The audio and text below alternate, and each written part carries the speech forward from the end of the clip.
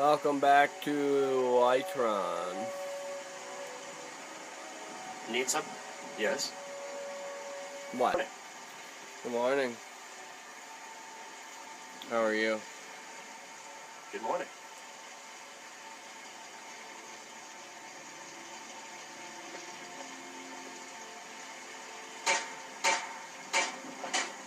I work with my mother, sell fruits and vegetables. It's fun most days, the hard work. I'm sure it is.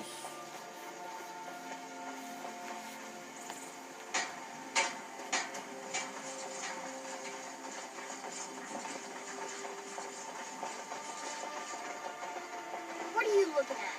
I'm not afraid of you. No, even if you are my own. Did you know there's some fruits that actually grow better in the cold weather? Hello. Hey, you want to play a game? Sure, what game do you want to play? Really? All right, you pick. Tag or hide and seek? Tag. Okay, you're it. Where's these Okay. vampires coming from? We need to wipe them out before things get worse. Yeah, no.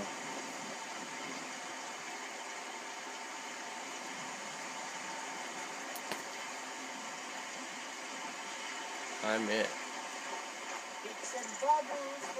It'd be a lot warmer and a lot happier with a belly full of meat.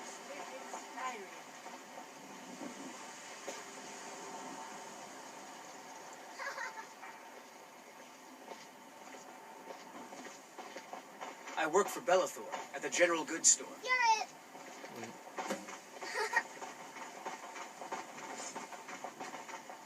You can't catch me.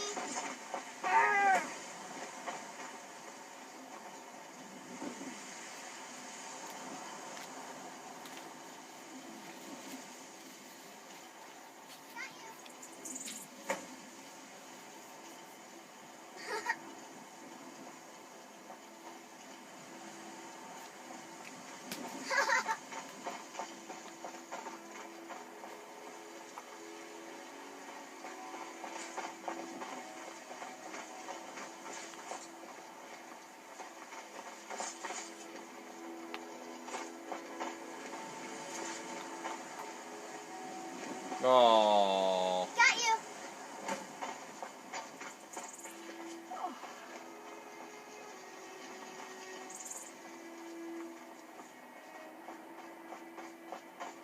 I work with my mother, sell fruits and vegetables. It's fun most days, the hard. What are you looking at? Boys, girl, I don't fight Lars no more, if that's what you're worried about.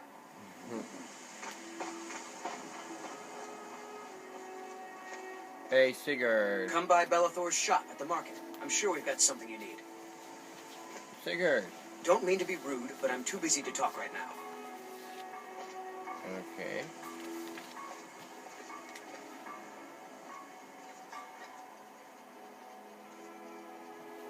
Sigrid. What's his name? Sigurd. Oh, did you need something? No.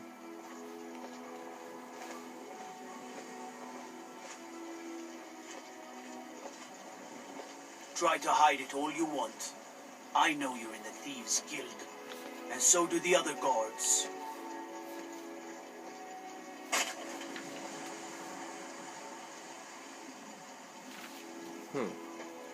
Well, well. Did you know there's some fruits that actually grow better in...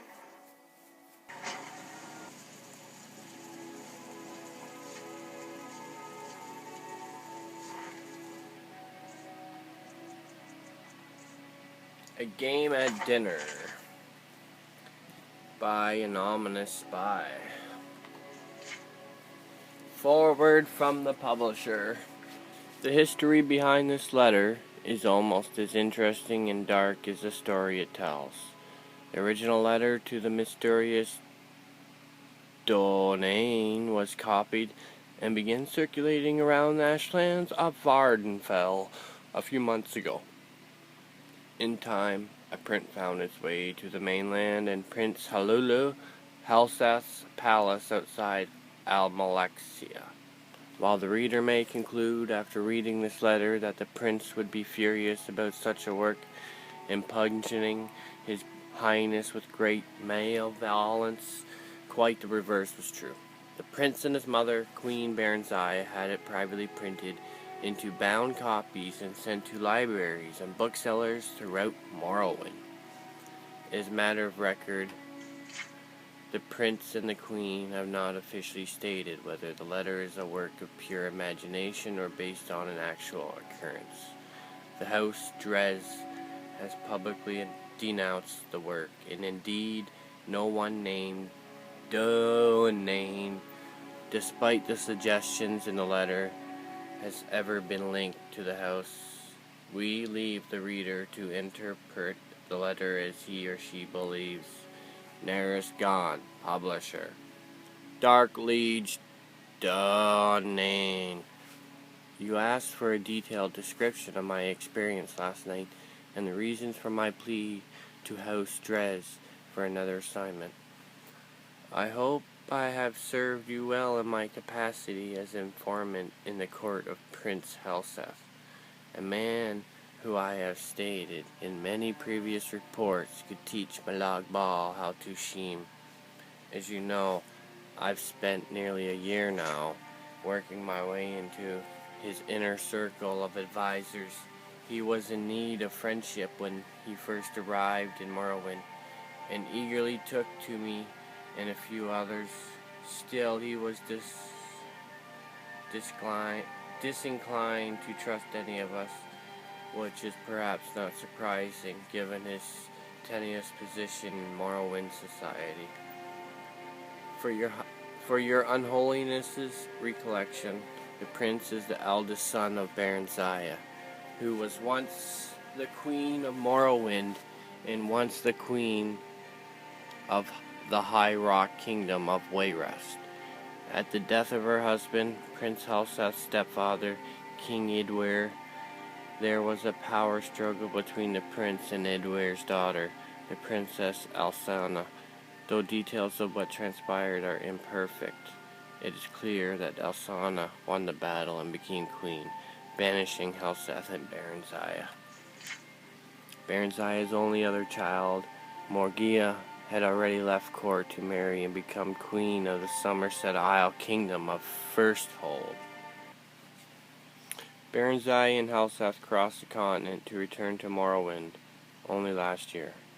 They were well received by Baronziah's uncle, our current king, Alulu, Ethin Lethon, who had taken the throne after Baronziah's abdication more than 40 years ago. Baronziah made it clear that she had no designs on reclaiming the throne, but merely to retire to her family estates. Helseth, as you know, has lingered in the royal court, and many have whispered that while he lost the throne of Wayrest, he does not intend to lose the throne of Morrowind at Lethen's death. I've kept your unholiness informed of the prince's movements, meetings, and plots, as well as the names and characters of his other advisors. As you may recall, I've often thought that I was not only spy in Helseth's court. I told you before that a particular Dummer counselor of Helseth looked like a fellow I had seen in the company of Thaler Serani, the arch-canon of the Tribunal Temple. Another young Nord woman has been verified to visit the Imperial Fortress in Balmora. Of course, in their cases, they might well have been on Helseth's own business, but I couldn't be certain. I began to think myself paranoid as the prince himself, when I found myself doubting the sincere loyalty of the prince's chamberlain, Burgess, a Breton who had been in his employ since his days in the court of Wayrest. That is the background on that night, last night. Yesterday morning I received a curt invitation to dine with the prince. Based only on my own paranoia, I dispatched one of my servants, who is a good and loyal servant of the House Dres, to watch the palace and report back anything unusual. Just before dinner, he returned and told me what he had witnessed. A man cloaked in rags had been given entrance into the palace, and had stayed there for some time. When he left, my servant saw his face beneath a cloak. An alchemist of infamous repute, said to be a leading supplier of exotic poisons. A fine observer, my servant also noticed that the alchemist entered the palace, smelling of wickweed, bittergreen, and something alien and sweet. When he left, he was odorless. He had come to the same conclusion as I did. The prince had procured ingredients to prepare a poison. Bittergreen alone is deadly when eaten raw, but the other ingredients suggested something far deeper. As your unholiness can doubtless imagine, I went to dinner that night, prepared for any eventuality. All of Prince Halseth's other counselors were in attendance, and I noticed that all were slightly apprehensive. Of course, I imagined that I was in a nest of spies, and all knew of Prince's mysterious meeting. It is just as likely that some knew of the alchemist's visit, while others were simply concerned by the nature of the Prince's invitation, and still others merely unconsciously adopted the tense disposition of their fellow, better informed counselors. The Prince, however, was in fine mettle, and soon had everyone relaxed and at ease. At 9 we were all ushered into his dining hall, where the feast had been laid out. And what a feast! Honey-eyed, apples, fragrant stews, roasts, and various blood sauces, and every variety of fish and fowl, expertly and ostentatiously prepared. Crystal and gold flagons of wine, Flin, Chêne, and Maste, were at our seats to be savored as appropriate with each course.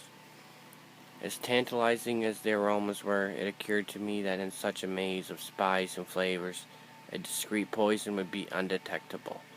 Throughout the meal, I maintained the illusion of eating the food and drinking the liquor, but I was surreptitious and swallowed nothing. Finally, the plates and food were cleared from the table, and a tureen of a spicy broth was placed in the center of the banquet. The servant who brought it then retired, closing the banquet hall door behind him. "It smells divine, my prince," said the Marchioness Colgar, the Nord woman. "But I cannot eat another thing."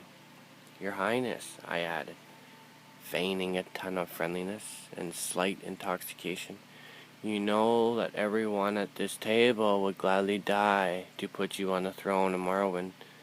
But is it really necessary that we gorge ourselves to death?" The others at the table agreed with appreciative groans. Prince Halseth smiled. "I swear by Veronima, the gifter, my dark liege, even you have never seen a smile as this one." Ironic words, you see. An alchemist visited me today. As some of you already doubtless know, he showed me how to make a marvelous poison and its antidote, a most potent potion, excellent for my purposes. No restoration spell will aid you once you've ingested it. Only the antidote in the tureen will save you from certain death. And what a death, from what I've heard. I am eager to see if the effects are all that the alchemist promised. It should be horribly painful for the afflicted, but quite entertaining. No one said a word. I could feel my heart beating hard in my chest.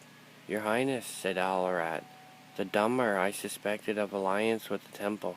Have you poisoned someone at this table?" "You are very astute, Alarat," said Prince Halseth, looking about the table, eyeing each of his advisors carefully. "Little wonder I value your counsel, as indeed I value all in this room. It would be perhaps easiest for me to say who I haven't poisoned. I haven't poisoned any who serve but one master, any whose loyalty to me is sincere. I haven't poisoned any person who wants to see King Halseth on the throne of Morrowind. I haven't poisoned anyone who isn't a spy for the Empire. The Temple, the House of Tavani, the House of Redorn, the House of Endoro, the House of Dres. Your Holiness," he looked directly at me at his last words, "I know that in certainty My face is practiced at keeping my thoughts from showing.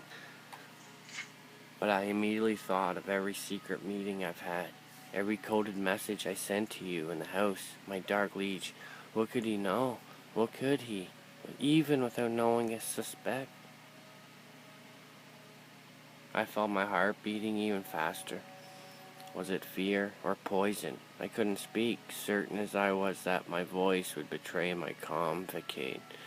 These loyal to me, who wish harm on my enemies, may be wondering how can I be certain that the poison has been ingested. Is it possible that the guilty party, or dare I say parties, were suspicious and merely pretended to eat and drink tonight? Of course, but even the craftiest of pretenders would have to raise a glass to his or her lips and put empty forks or spoons in their mouths to play the charade. The food, you see, was not poison. The cups and cutlery were. If you did not partake out of fear, you're poisoned just the same and sadly missed on excellent roast. Sweat bedded on my face and turned from the prince so he would not see me. My fellow advisers, all of them, were frozen in their seats, from the Marchioness Culger, white with fear, to Kama and Neb, visibly shaking from the furrowed, angry brow of Alarat to the statue-like stare of Burgess. I couldn't help thinking then, could the prince's entire counselorship be compromised of nothing but spies? Was there any person at the table loyal? And then I thought, what if I were not a spy myself? Would I trust Helseth to know that? No one knows better than this. Advisers both in depth of the prince's paranoia and the utter of his ambition. If I were not a spy for the house Dres, even then would I be safe. Could a loyalist be poisoned because of a not-so-innocent misjudgment? The others must have been thinking the same, loyalists and spies alike. While my mind whirled, I could hear the prince's voice, addressing all assembled. The poison acts quickly. If the antidote is not taken within 1 minute from now, here will be death at the table. I couldn't decide whether I had been poisoned or not. My stomach ached, but I reminded myself it might have been the result of sitting at a sumptuous banquet and not partaking. My heart shook in my chest, and a bitter taste like tremor root stung my lips. Again, was it fear or poison? These are the last words you will hear if you are disloyal to me, said Prince Helseth, still smiling. That damn smile as he watched his advisers squirming their seats take the antidote and live. Could I believe him? I thought of what I knew of the prince and his character. Would he kill a self-confessed spy at his court, or would he rather send the vanquished back to his masters? The prince was ruthless, but either possibility was within his manner. Surely the theatricality of this whole dinner was meant to be a presentation to instill fear. What would my ancestors say if I joined them after sitting at the table, eventually dying of poison? What would they say if I took the antidote, confessing my allegiance to you and the house Dres, and was summarily executed? And I confess I thought of what you might do to me even after I was dead. I had grown so light-headed and filled with my own thoughts that I didn't see Burgess jump from his seat. I was only suddenly aware that he had the tureen in his hands and was gulping down the liquid within. There were guards all around, though I never noticed them entering. Burgess said, Prince Helseth, still smiling, You have spent some time at Ghostgate, House Redoran. You didn't know? Burgess laughed sourly. No, House. I report to your stepsister, the Queen of Wayrest. I've always been in her employ. By Akatosh, you poisoned me because you thought I was working for some damnable dark elves. You're half right, said the prince. I didn't guess who you were working for, or even that you were a spy. But you're also wrong about me poisoning you. You poisoned yourself when you drank from the tureen. Your unholiness, you don't need to hear how Burgess died. I know that you have seen much over the many, many years of your existence, but you truly don't want to know. I wish I could erase the memory of his agonies from my own mind. The council was dismissed shortly thereafter. I do not know if Princess Helseth knows or suspects that I, too, am a spy. I do not know how many others had last night. were as close as I was from drinking from the tureen before Burgess did. I only know that if the prince does not suspect me now, he will. I cannot win at the games he mastered long ago at the court of Wayrest, and I beg your unholiness, my dark liege, Dwayne and Name, to use your influence in the house dress and dismiss your loyal servant from this charge. Publisher's note. Of course, the anonymous writer's signature has not been on any reprint of the letter since the original. Who flipping cares? Shut up, you dumbass book. Game at dinner?